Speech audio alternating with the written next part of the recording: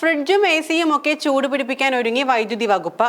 രാത്രി കൂടിയ നിരക്കും പകൽ കുറഞ്ഞ നിരക്കും ഈടാക്കുന്ന TOD അതായത് time of the day tariff വൈദ്യുതി വകുപ്പ് നടപ്പിലാക്കി തുടങ്ങി. ഗാർഹിക ഉപഭോക്താക്കൾ ഉൾപ്പെടെ മാസം 250 യൂണിറ്റിൽ കൂടുതൽ വൈദ്യുതി ഉപയോഗിക്കുന്നവർക്കാണ് ജനുവരി 1 മുതൽ TOD നിരക്ക് ബാധകമാകുന്നത്.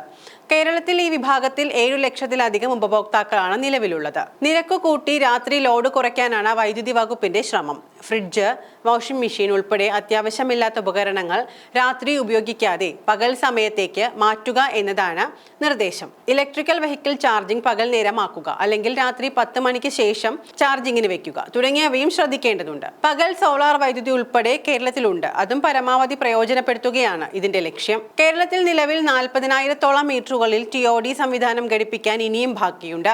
ഇവ മാർച്ചിനകം സ്ഥാപിച്ച ഏപ്രിൽ 1 തൊട്ട് പൂർണ്ണമായും ഈ താരിഫിലേക്ക് മാറ്റും. നിലവിൽ ഉയർന്ന വൈദ്യുതി ഉപയോഗ സ്ലാബുകളിൽ TOD താരിഫ് KSEB നടപ്പിലാക്കുന്നുണ്ട്. വൈദ്യുതി ഉപയോഗിക്കുന്ന പീക്ക് സമയങ്ങൾ മാറിയപ്പോഴാണ് വൈദ്യുത വകുപ്പ് TOD താരിഫ് സമയവും മാറ്റിയത്. നേരത്തെ രാവിലെ 6 മുതൽ വൈകിട്ട് 6 വരെ ഉപയോഗിക്കുന്നവർക്ക് സാധാരണ നിരക്കായിരുന്നു.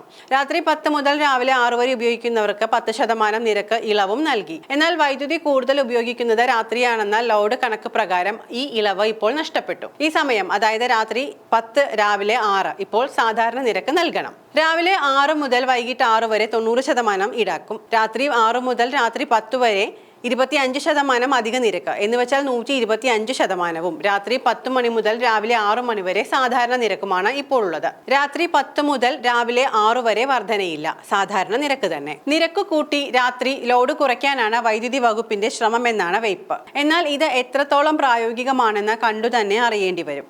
രണ്ടറ്റവും കൂട്ടിമുട്ടിക്കാൻ പാടുപെടുന്ന സാധാരണക്കാരുടെ എല്ലാ വീടുകളിലും ഭാര്യയും ഭർത്താവും ജോലിക്ക് പോകുന്നവരും മക്കൾ പഠിക്കാൻ പോകുന്നവരുമായിരിക്കും. പിന്നെ വീട്ടിലെ ജോലികൾ തീർക്കാൻ രാത്രിയെ തരമുള്ളൂ എന്നിരിക്കെ ആ സമയത്ത് വൈദ്യുതി ഉപകരണങ്ങൾ കൂടുതലായി പ്രവർത്തിപ്പിച്ചേ മതിയാകൂ. ജോലിക്ക് പോയി തിരിച്ചെത്തുന്ന ഇലക്ട്രിക് വാഹനങ്ങൾ തണുത്തതിന് ശേഷം മാത്രമേ ചാർജ് ചെയ്യാനും സാധിക്കൂ എന്നും നമുക്കറിയാം. അപ്പോൾ പിന്നെ നിരക്ക് കൂട്ടി ഉപഭോക്താവിനെ പേടിപ്പിച്ച ലോഡ് കുറയ്ക്കാമെന്ന KSEBയുടെ കണ്ടെത്തൽ ഉപഭോക്താക്കൾക്ക് ഇരുട്ടടിയാകുമെന്നുറപ്പാണ്.